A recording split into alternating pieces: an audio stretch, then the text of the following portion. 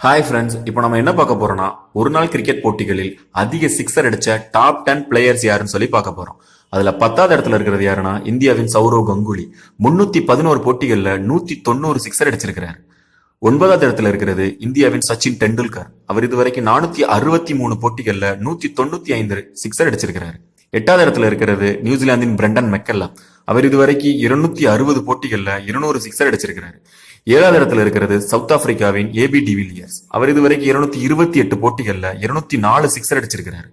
6வது இடத்துல இருக்கிறது இங்கிலாந்தின் இயான் மார்கன். அவர் இதுவரைக்கும் 246 போட்டிகள்ல 220 சிக்ஸர் அடிச்சிருக்கிறார். 5வது இடத்துல இருக்கிறது இந்தியாவின் மகேந்திர சிங் தோனி. அவர் இதுவரைக்கும் 350 போட்டிகள்ல 229 சிக்ஸர் அடிச்சிருக்கிறார். 4வது இடத்துல இருக்கிறது இந்தியாவின் ரோஹித் சர்மா. 227 போட்டிகள்ல 244 சிக்ஸர் அடிச்சிருக்கிறார்.